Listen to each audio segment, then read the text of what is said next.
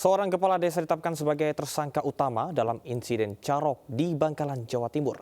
Tersangka merupakan orang yang memerintahkan dan memberikan senjata tajam untuk menyerang korban.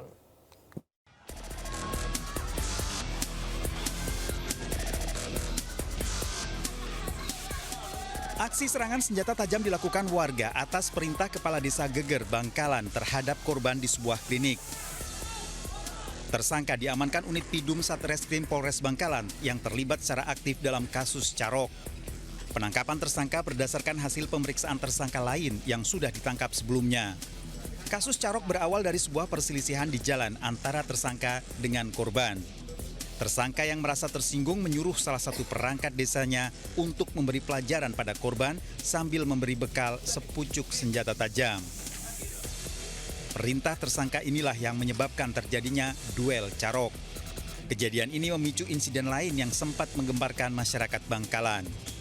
Sehingga bisa melakukan pembacokan terhadap korban Dinul seperti itu. Jadi yang nyuruh Bu Siri itu aslinya kepala desa ini? Kepala desa yang saat ini dijadikan tersangka oleh kepolisian dan telah dilakukan penahanan oleh kejaksaan. Limpahan tahap 2, penyerahan tersangka dan barang bukti tersangka atas nama Budiman yang karena sudah dilakukan sudah P21, jadi kewenangannya beralih diserahkan kepada kita. Tersangka terancam hukuman 5 tahun penjara. Dari Bangkalan, Jawa Timur, Taufik Syahrawi, iNews melaporkan. Seorang pekerja bangunan di kota Serang, Banten tewas tertimpa beton rumah yang sedang direnovasi. Korban tewas setelah mengalami luka parah pada bagian leher.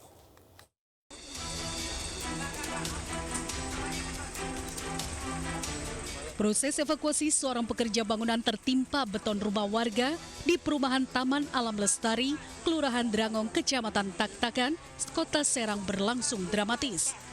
Korban berinisial AS tertimpa beton bangunan rumah yang sedang direnovasi.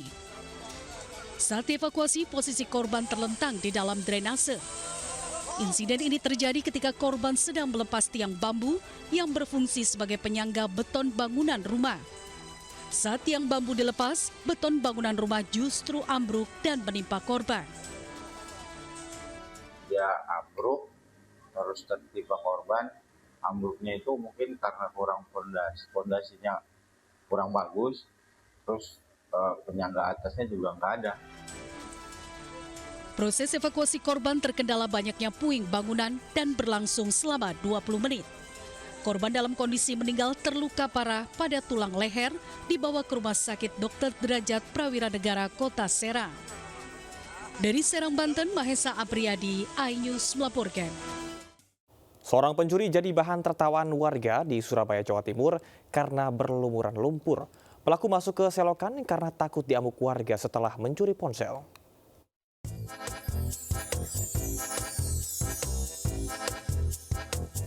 Warga Sukomanunggal, Kota Surabaya menangkap 2 pencuri, namun dibuat tertawa karena salah satu pencuri bersembunyi di dalam selokan. Pelaku yang bersembunyi selama 3 jam takut diamuk warga. Polisi yang datang ke lokasi membawa kedua pelaku ke kantor polisi. Dalam aksinya, kedua pelaku dipergoki warga saat mencuri ponsel. Pelaku mencuri saat korban beristirahat di dalam kantor, kemudian mendengar ada suara mencurigakan dan dilakukan pengecekan, ternyata didapati pintu kantor telah dicongkel oleh para pelaku. Korban berteriak dan pelaku terkejut sempat melarikan diri. Satu tersangka diamankan sementara satu lainnya nekat menceburkan diri ke selokan. Pecah lega itu, Pak.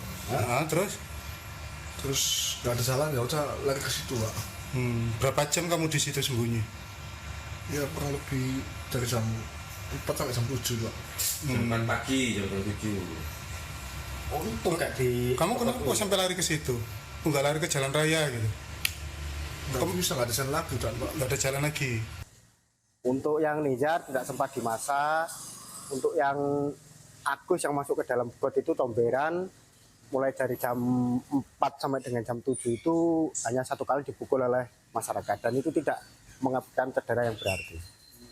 Dan waktu itu memang dia sengaja lari ke situ untuk menghindari massa atau seperti apa? Betul, jadi untuk Agus lari ke situ untuk mengelabui petugas dan massa. Kedua tersangka terancam hukuman 6 tahun penjara. Dari kota Surabaya, Jawa Timur, Sony Hermawan, iNews melaporkan. Pemirsa, 7 pelaku penganiayaan terhadap seorang pemuda di kota Makassar, Sulawesi Selatan ditangkap oleh polisi. Korban mengalami luka di punggung. Dari polsek. Polisi mengerebek sebuah rumah di Biringkanaya, Rapocini, Kota Makassar, menangkap salah satu pelaku penganiayaan terhadap seorang remaja. Dari penangkapan ini, polisi mengembangkan kasusnya hingga menangkap 6 pelaku lain.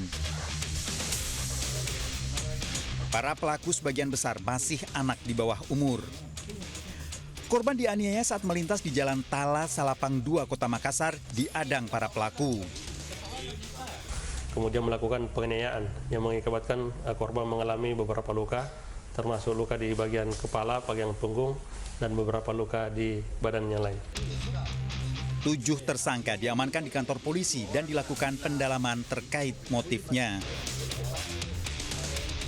Dari Kota Makassar, Sulawesi Selatan, Muhammad Nurbone, iNews melaporkan. Seorang pria mengamuk dengan senjata tajam setelah diingatkan temannya untuk tidak minum minuman keras di Bantaeng, Sulawesi Selatan. Korban dilarikan ke rumah sakit karena terluka parah di leher.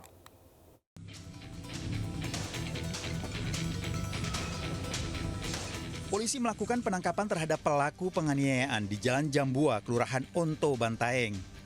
Pelaku mengaku menganiaya korban lantaran kesal di mana korban menyuruh pulang dan berhenti minum minuman keras jenis balo. Pelaku kemudian menganiaya korban dari arah belakang menggunakan senjata tajam. Korban terluka di leher dan dilarikan ke rumah sakit.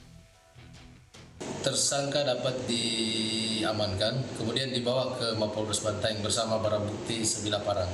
Untuk saat ini, sementara kami sangkakan dengan pasal 351 penganiayaan.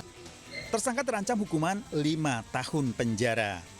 Dari Bantaeng, Sulawesi Selatan, Haris Karaeng Mamo, iNews melaporkan. Upaya sindikat narkoba lintas provinsi kembali digagalkan aparat Badan Nasional Narkotika Provinsi Sumatera Barat. 8 kg sabu diselundupkan dari Sumatera Selatan menuju Kota Padang.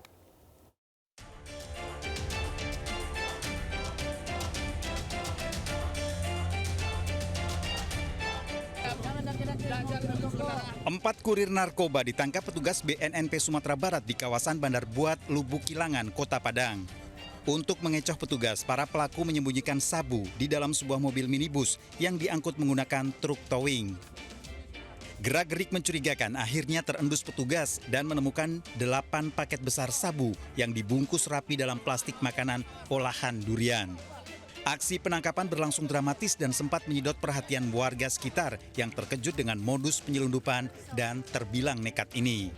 Sabu rencananya akan diedarkan ke berbagai wilayah di Sumatera Barat. Dengan modus mobil tersebut, mobil mini, mobil Toyota, kemudian modusnya mobil ini di towing dari tol di Sumatera Selatan, kemudian kita hentikan di daerah Bandar Buat. Setelah kita geledah, ternyata betul yang bersangkutan membawa narkotika jenis sabu, jumlahnya cukup banyak ini, sekitar 8 paket, lebih kurang 8 kilo lah. Para tersangka digelandang ke kantor BNNP Sumatera Barat untuk pemeriksaan lebih lanjut dan terancam hukuman 10 tahun penjara. Dari Kota Padang, Sumatera Barat, Budi Sunandar, iNews melaporkan.